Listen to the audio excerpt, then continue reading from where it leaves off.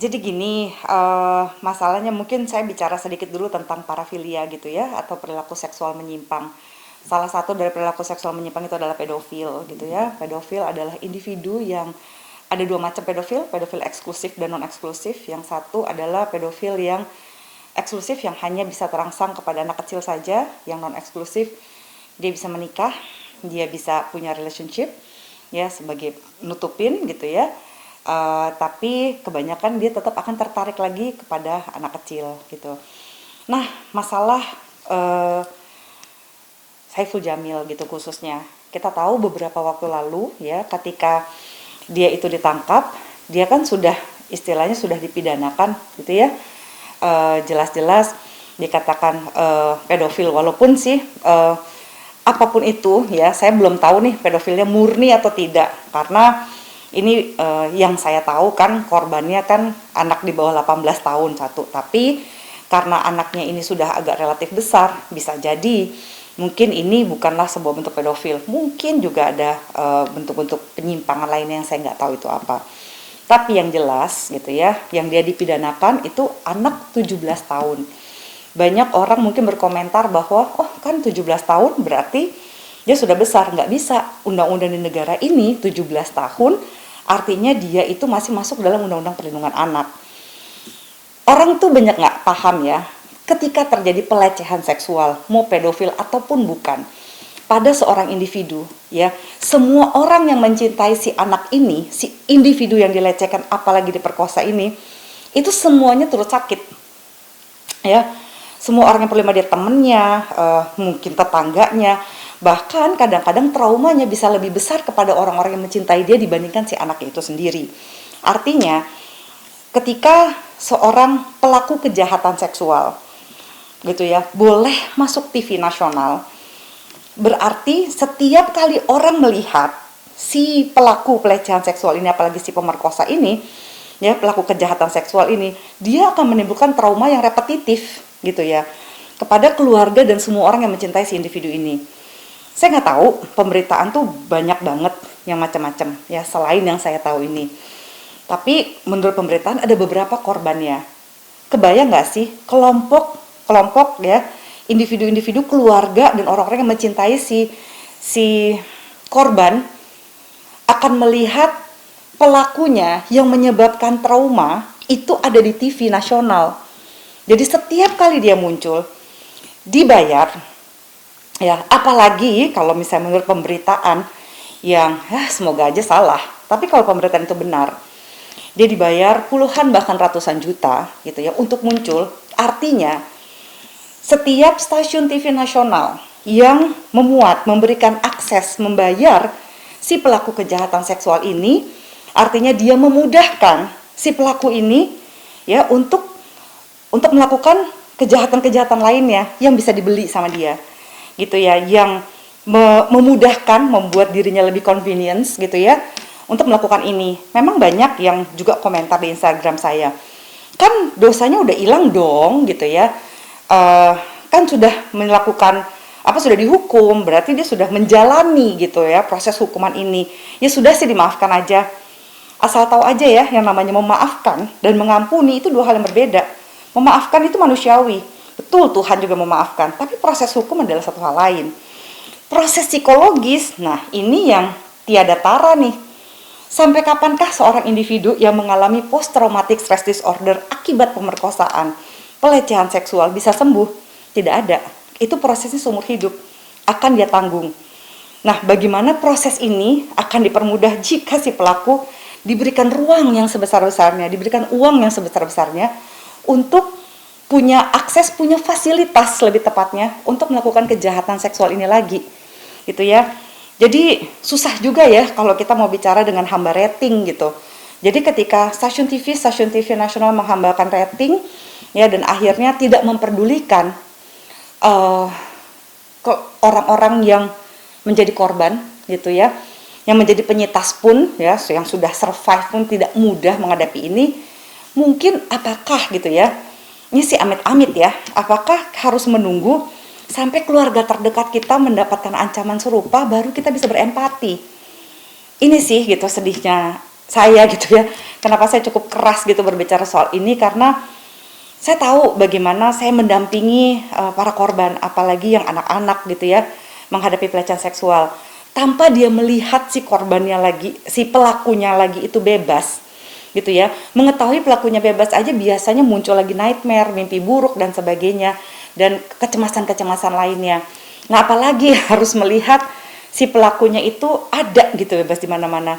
Jadi kalaupun ada cancel culture, kapan sih waktu yang tepat? Ya inilah waktu yang tepat untuk melakukan cancel culture menurut saya, untuk memboikot gitu. Kenapa? Ya karena punya dampak yang buruk buat masa depan bangsa ini, punya dampak yang buruk. Bagaimana seorang pelaku pemerkosa pelecehan seksual dielu-elukan ya untuk menambah rating gitu, dan lebih lagi gitu ya, kalau kita mau bicara bahwa ini adalah negara berketuhanan yang Maha Esa, yang bermoral dan sebagainya, ya di mana letak moralnya?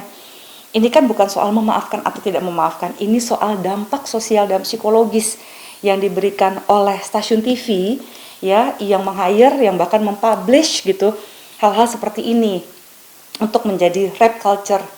Jadi di sini ada hal besar yang mungkin tidak disadari di balik uang, di balik rating TV dan sebagainya, adalah kita itu menghalalkan rape culture gitu. Kita mencoba menormalisasikan bahwa udah biasa kalau dia melakukan kejahatan, apalagi pemerkosaan, ya sudah dimaafkan saja. Nanti kalau misalnya itu semoga dia tidak melakukannya lagi, apa yakin efek jerahnya ada gitu ya. Saya sih nggak tahu soal apakah di balik ini ada usaha-usaha untuk membayar hakim ini itu saya nggak tahu. Tapi di balik proses hukum itu ya saya serahkan kepada ahli hukumnya. Saya sebagai seksolog dan psikolog, saya sangat concern ya kepada kesejahteraan hidup banyak orang, yang menormalisasikan pemerkosaan jika pemerkosa diberikan space dan ruang, terutama di TV nasional. Saya sih memang mengupload, merepost teman saya gitu ya. Sebenarnya sih itu mewakili, karena saya mau merepost hal yang sama, cuma pas lagi sementara proses ngedit ternyata ada teman saya yang sudah sudah mempostingnya, jadi saya tinggal merepost. Jadi dampaknya buat saya, ternyata masih banyak orang Indonesia ini yang sebagian besar merasa jijik, semakin besar setuju terhadap cancel ini, dan ada juga yang mau berusaha. Saya juga sedang menunggu gitu ya, kalau misalnya ada yang mau membuat petisi gitu ya untuk ini gitu ya, dan mungkin ini bisa menarik perhatian. Jadi di satu sisi saya senang karena sudah banyak massa yang cukup teredukasi dan paham kenapa ini berbahaya. Ya, saya tidak butuh orang-orang yang melakukan ad hominem atau menghina SJ gitu ya, sebagai orang yang sudah pernah, sekali lagi jangan lupa ya, sudah pernah dipidana gitu ya, melakukan kekerasan seksual. Itu saya tidak berharap seperti itu gitu ya. Saya juga tidak mau melakukan doxing atau mengajak follower saya melakukan doxing, tapi ternyata banyak juga yang keras gitu ya, dan menganggap bahwa seharusnya gitu ya, saya sebagai seorang psikolog dan seksolog, saya harus memaafkan gitu proses seperti ini. Buat saya ini kan bukan soal memaafkan apa enggak, ini adalah soal proses dampak psikologis yang lebih besar gitu ya. Terornya lumayan lancar juga ya gitu. Beberapa yang menganggap saya itu berlebihan gitu ya dengan memuat ini, ngata-ngatain saya feminazi dan SJW dan sebagainya. Buat saya sih ini adalah soal hak dan kesetaraan juga gitu ya, kesetaraan gender gitu ya, dan ini juga adalah soal hak anak yang juga wajib kita lindungi. Kalau kita sebagai orang dewasa tidak bisa melindungi kenyamanan hak-hak dari anak-anak kita, lalu siapa lagi gitu ya. Iya, ada yang bilang ya udahlah Mbak, nggak usah nonton TV aja. Iya, saya memang jarang nonton TV ya, mungkin kadang-kadang sekali-sekali saya nonton TV yang kebetulan gitu ya, ada sayanya aja gitu ya, karena kata oh Mbak nih udah muncul di sini nih berita segala macam. Tapi selebihnya jarang ya, paling berita saya nonton. Tapi bukan berarti saya membiarkan gitu kalau ada hal-hal yang tidak sesuai. Nah, saya bingung gitu ya, bukankah di sini sudah saatnya KPI ya, Komisi Penyiaran Indonesia gitu ya, untuk melakukan sesuatu, dibandingkan hanya menyensor-nyensor bagian tubuh ya, misalnya kayak atlet renang gitu ya, disensor-sensor dadanya, pahanya gitu. SpongeBob dilarang gitu. Buat saya, kenapa sih nggak yang kayak gini aja dilakukan sesuatu? Ini adalah soal kenyamanan psikologis, ini adalah soal bagaimana budaya kita yang mungkin katanya budaya timur mengeluh-elukan pelaku kekerasan seksual loh gitu. Ini kan satu hal yang luar biasa ya, dan saya bingung gitu setiap stasiun TV yang berlomba-lomba untuk membayar ya individu ini, membayar SJ gitu ya, kok KPI nggak ngapa-ngapain.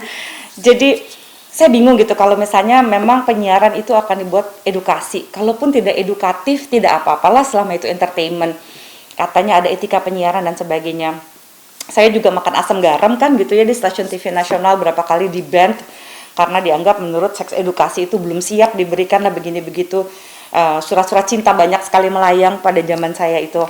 Apakah saya ngiri gitu ya katanya, mungkin karena nggak kedapetan ini. Buat saya sih enggak ya, bukan soal ngiri ya gitu ya. Saya tahu posisi saya di mana dan saya tahu profesi saya apa gitu ya. Saya cuma mau berdiri di situ aja gitu ya. Nggak semua orang bisa speak up, nggak semua orang bisa menyuarakan. Selain saya menyuarakan orang-orang yang tidak bisa bersuara gitu ya, saya juga memohon empati mungkin dari setiap stasiun TV gitu ya. Ketika Anda memuat ini, apakah Anda siap gitu ya, ketika istilahnya kan tangan Anda berdarah-darah, ini membuat post traumatic stress disorder gitu yang terulang, repetitif kondisi gitu ya pada setiap korban dan keluarga dan orang-orang yang mencintai si korban ini gitu ya. Ketika dia melihat bahwa waduh, nih si pelakunya dielu-elukan di TV, masuk ke TV lagi, ya kok kasihan ya gitu ya. Apa iya sampai segitu amat? Itu sih menurut saya. Kalau saya lihat sih mungkin ada beberapa juga di Hollywood juga masih belum terlalu ini ya, cancel culture-nya gitu ya. Jadi ada beberapa terutama gitu ya bagi mereka-mereka yang pelaku pedofil atau kekerasan seksual, tapi ya eventually sih gitu ya, akhirnya di cancel dan sebagainya. Kayak misalnya isunya ada Michael Jackson gitu ya dulu, terus ada Harvey Nichols, ada siapa lagi tuh ya. Jadi ada beberapa yang pelaku-pelaku ini justru tidak benar-benar di ban kalau di Hollywood karena aduh mereka kreatif banget, karyanya mereka keren gitu. Itu membuat orang jadi dilema gitu. Tapi Korea tuh cukup keras soal itu. Cuma di satu sisi sama aja, Korea juga sampai ada kita lihat ada beberapa artis Korea juga yang bunuh diri kan gitu ya karena pressure-nya gitu. Tapi di satu sisi kalaupun ada cancel culture yang berlaku seperti di negara-negara lain ataupun di sini, ya kenapa nggak diperlakukan saat ini sih gitu ya.